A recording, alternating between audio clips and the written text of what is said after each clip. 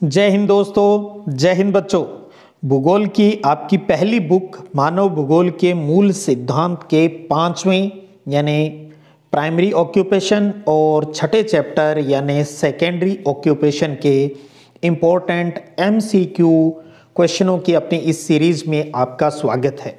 अपना मिशन अब की बार 90 पार।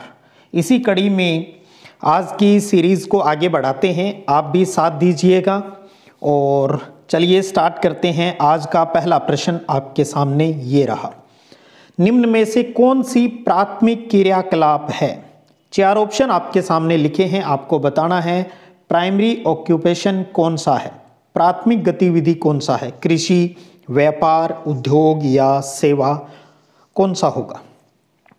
बिल्कुल सही, एग्रीकल्चर। एग्रीकल्चर है वो प्राथमिक गतिविधि में आता है, जबकि उद्योग है वो सेकेंडरी में आता है, व्यापार, सेवा ये तृतीयक जो क्रियाकलाप हैं उनमें आता है। तो इस प्रश्न का पहला ऑप्शन सही हो गया। आगे बढ़ते हैं, दूसरा प्रश्न। अर्जेंटीना जो कि दक्षिणी अमेरिका में है, तो अर्जेंटीना के शीतोष्ण घास के जो क्षेत्र हैं वो क्या कहलाते हैं? प्रेरीज, पैम्पास, डाउन्स या स्टेपीज? बहुत प्यारा प्रश्न है। क्या कहलाते हैं? क्या हो सकता है इन चारों में से सही ऑप्शन?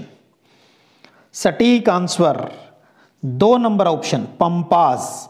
अर्जेंटीना के घास के जो मैदान हैं, शीतोष्ण कटिबंधीय घास के मैदान, उन्हें पंपास कहा जाता है। आपको पता है विश्व में अलग अलग क्षेत्रों में इन्हें अलग अलग नाम से जाना जाता है। अगला प्रश्न है, मैक्सिको में स्थानांतरित कृषि की प्रथा को क्या कहते हैं? यह बताना है आपको। रोका, मिल्पा, लादांग या झूमिंग? तो दिमाग पर थोड़ा सा दबाइए। मैक्सिको में स्थानांतरित कृषि किस नाम से जानी जाती है? सटीक आंसर बताना है आपको। बिल्कुल सही, मिल्पा। स्थानांतरित कृषि, एक जगह पर जंगलों को जला दिया जाता है और उसकी राख जो उपजाऊ होती है उसके अंदर खेती की जाती है। फिर कुछ सालों बाद जब उपजाऊपन कम हो जाता है तो दूसरी जगह यही प्रक्रिया अपनाई जाती है। मैक्सिको में इसे मिल्पा नाम से जाना जाता है। अगला प्रश्न है, ऑस्ट्रेलिया के शीतोष्ण घास के क्षेत्र हैं वो क्या कहलाते हैं? इससे पहले प्रश्न आया था अर्जेंटीना का, तब हमने कहा था पंपास। अर्जेंटीना वाला पंपास कहलाते हैं वो क्षेत्र। अब बताना है ऑस्ट्रेलिया के शीतोष्ण कटिबंधीय घास के जो एरियाज है वो क्या कहलाते हैं? प्रेरीज, डाउन्स या स्टेपीज? क्या हो सकता है सही उत्तर इसका? सटीक आंसर बिल्कुल सही, डाउन्स। तो ऑस्ट्रेलिया के अंदर शीतोष्ण कटिबंधीय घास के जो क्षेत्र हैं वो क्या कहलाते हैं? डाउन्स कहलाते हैं। इस प्रकार कई जगह वाले मिलाकर आपसे मैचिंग वाला प्रश्न है वो भी बोर्ड में पूछा जा सकता है। 5वां प्रश्न है, विनिर्माण, मैन्युफैक्चरिंग, ये शब्द किस प्रकार के क्रियाकलाप से संबंधित है? भी प्राथमिक से, द्वितीयक से, तृतीयक से, चतुर्थक से, किन गतिविधियों के लिए ये विनिर्माण शब्द आता है यूज में? क्या होगा सही आंसर? विनिर्माण यानी आप ऐसे समझिए उद्योगों वाली बात। उद्योग किस प्रकार का व्यवसाय है? सटीक आंसर ऑप्शन 3 बिल्कुल सही, द्वितीयक। जो उद्योग हैं वो द्वितीय गतिविधियों में शामिल रहते हैं। तो तीसरा ऑप्शन हो गया। अगला छठा प्रश्न देखिएगा, उद्योग जो किसी निश्चित कच्चे माल पर आधारित नहीं होते वो क्या कहलाते हैं? बहुत प्यारा प्रश्न है। वो उद्योग जो किसी निश्चित कच्चे माल पर यानी डायरेक्ट कच्चे माल के ऊपर डिपेंड नहीं होते, भार हरांश उद्योग, कृषि आधारित उद्योग, छोटे पैमाने के उद्योग या स्वच्छंद उद्योग, फुटलूज इंडस्ट्री जिनको कहा जाता है, क्या होगा सही आंसर? बहुत प्यारा प्रश्न है। सटीक आंसर है इसका ऑप्शन कौन सा होगा? ऑप्शन 4 बिल्कुल, स्वच्छंद उद्योग। ये तो तैयार कोई माल होता है उसकी सहायता से ही चलता है, जैसे अपना इलेक्ट्रॉनिक्स उद्योग हो गया। तो जो किसी निश्चित कच्चे माल पर निर्भर नहीं होते वो स्वच्छंद उद्योग, फुटलूज इंडस्ट्री है, वो कहलाते हैं। ऑप्शन 4 इसका सही हुआ। 7वां प्रश्न, ट्रक कृषि, ट्रक फार्मिंग किससे संबंधित है? साग सब्जी से, अनाज से, दूध से या मुर्गी पालन से? किस प्रकार की कृषि से संबंधित है? Truck farming. क्या होगा इसका सही आंसर? प्यारा सा प्रश्न है, बिल्कुल सही ऑप्शन 1 साग सब्जी, ताकि जल्दी से जल्दी उन्हें एक स्थान से दूसरे स्थान पर ट्रक के माध्यम से पहुंचाया जाता है इनको, ताकि ये खराब नहीं हो जाए। तो ये ट्रक फार्मिंग में आती है साग और सब्जियां। पहला ऑप्शन सही हो गया 7वें का। 8वां प्रश्न देखिएगा, उत्तर पूर्वी भारत में स्थानांतरित कृषि की प्रथा को क्या कहा जाता है? उत्तर पूर्वी भारत में स्थानांतरित कृषि। उससे पहले हमने एक प्रश्न और किया था, तीसरा, मैक्सिको में स्थानांतरित कृषि की प्रथा, जिसको हमने कहा था मिल्पा। तो ये जो मिल्पा है ये तो मैक्सिको के अंतर्गत इसका नाम है स्थानांतरित कृषि का। तो अब आपके सामने 3 ऑप्शन लादांग, रोका या झूमिंग आ गया। तो उत्तर पूर्वी भारत में स्थानांतरित कृषि की प्रथा को क्या कहा जाता है? दीजिए सटीक आंसर। बिल्कुल सही 4 नंबर ऑप्शन झूम या झूमिंग कृषि है। स्थानांतरित कृषि इंडिया में विशेषकर उत्तरी पूर्वी भारत में झूमिंग के नाम से जानी जाती है। ऑप्शन 4 सही होगा। उसके बाद देखिएगा प्रश्न 9 नंबर, क्या निम्न में से किस तरह का उद्योग अन्य उद्योगों के लिए कच्चा माल तैयार करता है? कुटीर उद्योग, मूलभूत या आधारभूत उद्योग, लघु उद्योग या स्वच्छंद उद्योग?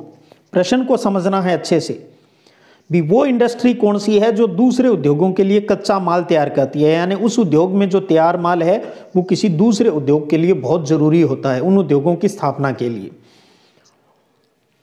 क्या है सही आंसर? बिल्कुल सही। इस प्रकार के उद्योग हैं वो मूलभूत उद्योग हैं, वो कहलाते हैं आधारभूत उद्योग। कौन सा होता है आधारभूत या मूलभूत उद्योग? चलिए आगे उसकी भी बात कर लेंगे। तो मूलभूत उद्योग है वो अन्य उद्योगों के लिए कच्चा माल तैयार करता है। तो दूसरा ऑप्शन इसका सही हो गया। 10वां प्रश्न, बहुत प्यारा प्रश्न, सिलिकॉन घाटी या सिलिकॉन वैली है वो किसके लिए प्रसिद्ध है? लौह इस्पात उद्योग के लिए, सूती वस्त्र उद्योग के लिए, उच्च तकनीकी उद्योग के लिए या कृषि आधारित उद्योग के लिए? सिलिकॉन वैली कहाँ है? यूएसए के अंदर, यूनाइटेड स्टेट ऑफ अमेरिका, संयुक्त राज्य अमेरिका के अंदर है। ये किसके लिए प्रसिद्ध है? बिल्कुल सही आंसर, उच्च तकनीकी उद्योग के लिए, हाई टेक्नोलॉजी प्रौद्योगिकी वाले उद्योगों के लिए ये जाना जाता है। और आपको पता है इंडिया में सिलिकॉन वैली किसे कहा जाता है? बता सकते हो आप? इंडिया में सिलिकॉन वैली जरूर याद होगा आपको, वो है बेंगलुरु जो कर्नाटक में है। इसे भारत का सिलिकॉन वैली कहा जाता है टेक्नोलॉजी के यूज के कारण। तो सिलिकॉन घाटी उच्च तकनीकी उद्योग के लिए प्रसिद्ध है। ऑप्शन 3। अगला प्रश्न देखिएगा, प्रश्न संख्या है 11, क्या निम्न में से एक फसली कृषि या एकल कृषि नहीं है? ये बताना है। एकल कृषि इनमें से कौन सी नहीं है वो बताना है। डेयरी कृषि सिंगल, रोपण कृषि सिंगल, वाणिज्य अनाज कृषि सिंगल। आगे जाकर इसमें भी प्रश्न ढूंढेंगे भी इसमें किसका जो प्रोडक्शन है वो लिया जाता है। उसके बाद दूसरा ऑप्शन है अपना मिश्रित कृषि। तो इन चारों के अंदर कौन सा अपना सटीक आंसर होगा इसके लिए? बिल्कुल सही मिश्रित कृषि, क्योंकि इसमें खेती के साथ साथ पशुपालन है वो भी किया जाता है। तो मिश्रित कृषि है वो एक एकल कृषि नहीं है, दूसरा ऑप्शन। 12वां प्रश्न है कि विस्तृत वाणिज्य अनाज कृषि में कौन सी मुख्य फसल है? गेहूं, चावल, मक्का या जौ? मुख्य फसल इसकी कौन सी है? हालांकि बोई सारी जाती है, लेकिन मेन सबसे ज्यादा फोकस किसके ऊपर रहता है ये उत्तर देना है। तो ध्यान दीजिएगा, विस्तृत वाणिज्य अनाज कृषि की मुख्य फसल है ऑप्शन 1, बिल्कुल सही गेहूं। गेहूं का प्रोडक्शन ज्यादा लिया जाता है, बाकी भी इसमें बोई जाती है। तो 1 ऑप्शन नंबर सही हो गया।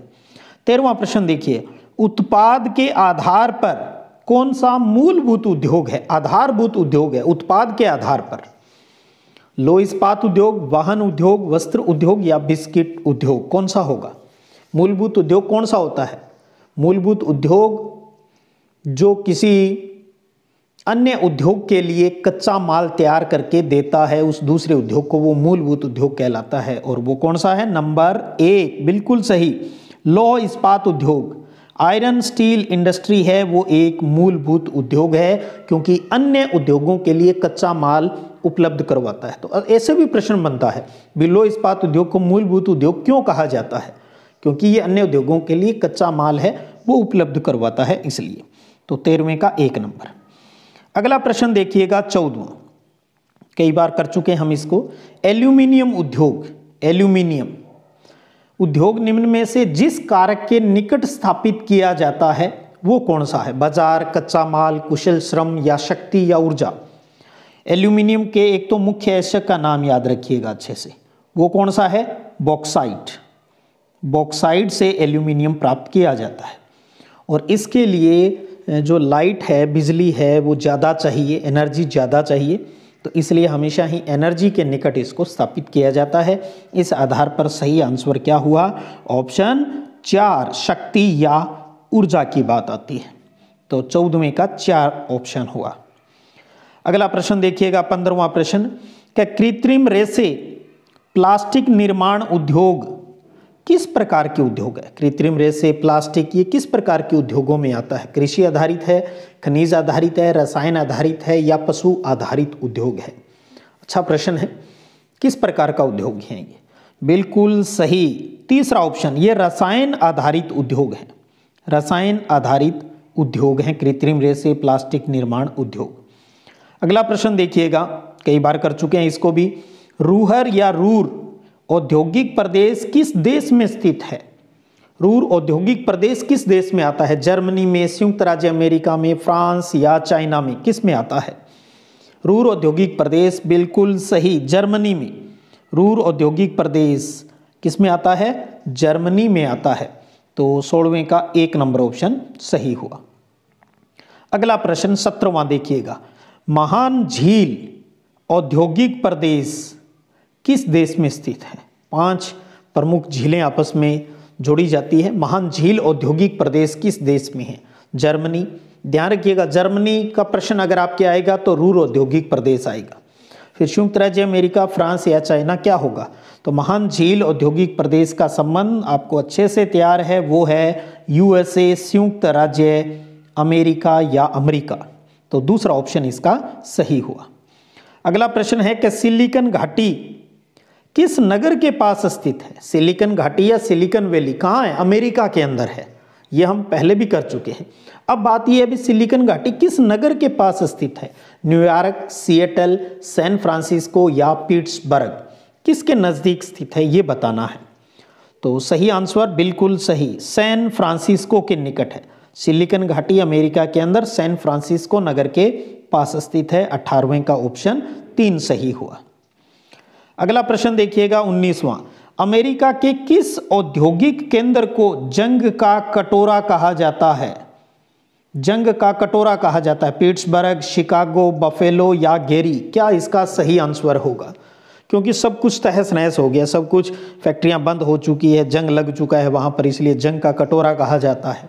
अमेरिका के किस औद्योगिक केंद्र को? सही आंसर बिल्कुल सही, पिट्सबर्ग। लौह इस्पात उद्योग का ही केंद्र रहा है ये पहले।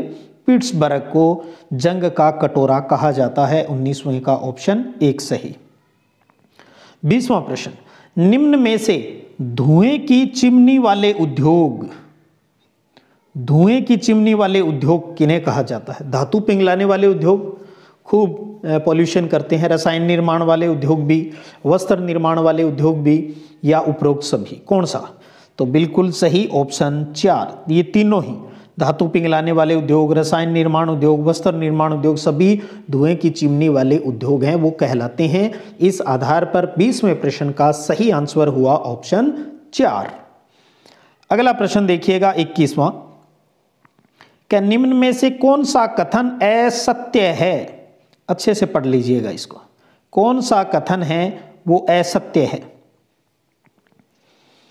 हुगली के सहारे जूट के कारखाने सस्ती जल यातायात की सुविधा के कारण स्थापित हुए हैं। ये सही है कथन, असत्य नहीं है। हुगली पश्चिम बंगाल में। उसके बाद आता है कि तीसरा ऑप्शन देखिए कि खनिज तेल एवं जल विद्युत शक्ति के विकास ने उद्योगों की अवस्थिति कारक के रूप में कोयला शक्ति के महत्व को कम किया है। सही बात है। जब खनिज तेल, पेट्रोलियम और जल बिजली का इस्तेमाल करने लग गए तो कोयले पर अपनी निर्भरता अपने आप कम होगी। तो ये बात भी सही है। चौथा है का पत्तन, बंदरगाह नगरों ने भारत में उद्योगों को आकर्षित किया है। बिल्कुल, दूसरे देश आसानी से फिर अपना बिजनेस है वो कर सकते हैं, तो इसलिए इनको ये ऑप्शन भी सही है। लेकिन प्रश्न में क्या पूछा है? असत्य पूछा है। कौन सा कथन असत्य है? अच्छा, एक बीच में बच गया। दूसरा देखिए, चीनी सूती वस्त्र एवं वनस्पति तेल उद्योग स्वच्छंद उद्योग है। क्या ये सही है? स्वच्छंद उद्योग जो किसी निश्चित कच्चे माल पर निर्भर ही नहीं होते वो स्वच्छंद उद्योग होते हैं, जबकि चीनी, सूती वस्त्र, वनस्पति तेल ये तो कृषि आधारित उद्योग हैं। तो इसलिए ये स्वच्छंद उद्योग की श्रेणी में नहीं आते, क्योंकि इनके लिए तो कच्चा माल है वो खेतों से प्राप्त करते हैं। तो इसलिए असत्य, गलत कथन कौन सा हुआ? ऑप्शन 2। ऑप्शन 2। जब भी आप इस प्रकार के प्रश्न करें, ध्यान दीजिएगा, अच्छे से ऑप्शनों को समझना बहुत जरूरी है, अर्थ निकालना जरूरी है। खाली रटने से कुछ नहीं होगा। प्रश्न पढ़ा, उसका उत्तर रट लिया, क्योंकि भाषा बदल कर भी तो बोर्ड में आ सकता है प्रश्न। 22वां प्रश्न देखिएगा, निम्न में से कौन सी एक अर्थव्यवस्था में उत्पादन का स्वामित्व, मालिकाना हक व्यक्तिगत होता है? यानी कोई एक व्यक्ति उसका मालिक होता है। वो पूंजीवाद है, मिश्रित है, या समाजवाद है, या साम्यवाद है, या इनमें से कोई नहीं। तो इसका सही आंसर क्या है? वो है 1 नंबर ऑप्शन, पूंजीवाद। समझिएगा, दुनिया में 3 प्रकार की व्यवस्था चलती है। पूंजीवाद जो निजीकरण को बढ़ावा देता है, जिसमें मालिक है वो कोई एक व्यक्ति या कुछ व्यक्तियों का समूह हो सकता है। समाजवाद या साम्यवाद जिसमें सरकार ही सब कुछ करती है, जैसे पूंजीवाद है वो अमेरिका में है। समाजवाद या सरकारी नीतियों की बात करें तो मोस्टली ये सोवियत संघ में ये चलती रही योजना है। और भारत ने मिश्रित अर्थव्यवस्था को अपनाया था, जिसमें पूंजीवाद और समाजवाद दोनों का मिला जिला रूप है। जब स्टार्टिंग में कांग्रेस की सरकार थी तो कांग्रेस ने देश के अंदर मिश्रित अर्थव्यवस्था को बढ़ावा दिया है। तो इस प्रश्न का सही आंसर नंबर 1 पूंजीवाद है। अगला प्रश्न देखिएगा 23वां, महान झील क्षेत्र किस देश में है? ये एक औद्योगिक है क्षेत्र है। ऑप्शन भारत, अमेरिका, चीन, जर्मनी। तो सही आंसर क्या हो गया? Option 2 America, USA. पूर्व में भी इस प्रकार का प्रश्न हमने कर लिया है। अगला 24वां प्रश्न देखिएगा, आधुनिक निर्माण की विशेषता है। आधुनिक निर्माण की, आधुनिक रूप से जब कोई चीज़ का हम मैन्युफैक्चरिंग करते हैं तो उसके अंदर क्या खासियत है? कुछ विशेषताएं आपके पाठ्यक्रम में दी है, वहीं से लिया गया है। आजकल जटिल प्रौद्योगिकी यंत्रों का इस्तेमाल होता है, अधिक पूंजी की आवश्यकता होती है, बड़े संगठन मिलकर काम करते हैं, या उपरोक्त सभी। तो ध्यान दीजिए, आधुनिक निर्माण की ये तीनों ही प्रमुख विशेषताएं आती है। तो इस आधार पर ऑप्शन 4 उपरोक्त सभी है वो बिल्कुल सही है। तो ये भी आप ध्यान में रख लीजिएगा। 2 नंबर 1 नंबर में वैसे ही पूछा जा सकता है, आधुनिक निर्माण की विशेषता लिखिए, तो जटिल प्रौद्योगिकी यानी तकनीकी आ गई, अधिक पूंजी, बड़े संगठन, ये सारी इसकी विशेषताएं हैं। तो चौथा ऑप्शन इसका सही हो गया। उसके बाद अगला प्रश्न देखिएगा 25वां, निर्माण की सबसे छोटी इकाई क्या है? कितना प्यारा सा प्रश्न है। निर्माण, कोई चीज बनानी है, उसकी सबसे छोटी यूनिट क्या कहलाती है? कुटीर उद्योग, लघु उद्योग, वृहद उद्योग, या इनमें से कोई नहीं? कई बार बोर्ड परीक्षा में पूछा हुआ 1 नंबर वालों में। निर्माण की सबसे छोटी इकाई, बिल्कुल सही, कुटीर उद्योग को निर्माण की सबसे छोटी इकाई कहा जाता है। तो 25वें प्रश्न का सही आंसर हुआ ऑप्शन 1। तो ये थे आज के अपने 25 प्रश्न। अपना टेलीग्राम चैनल भी चलता है सिद्धिविनायक संग्रिया के नाम पर। आप टेलीग्राम अगर आपके फ़ोन में है तो आप इस ग्रुप को ज्वाइन कर सकते हो। अब आपको ये बताना है आज के अपने इस 25 प्रश्नों में आपका परिणाम क्या रहा। अब जल्द ही ये अपनी बुक कंप्लीट हो जाएगी। उसके बाद हम मानचित्र, बोर्ड परीक्षा के आधार पर वर्ल्ड और इंडिया के मानचित्र आधारित कौन सी लोकेशन इंपॉर्टेंट है उनके ऊपर भी जल्द बात करेंगे। उससे पहले आप आज के इस पेपर का अपना जो परिणाम है वो शेयर कीजिएगा। रुक जाना नहीं तू कहीं हार के, चलती का नाम गाड़ी है भाई, चलते रहिएगा, जीत जाएंगे हम। चलिएगा, फिर मिलेंगे, तब तक जय हिंद, जय भारत।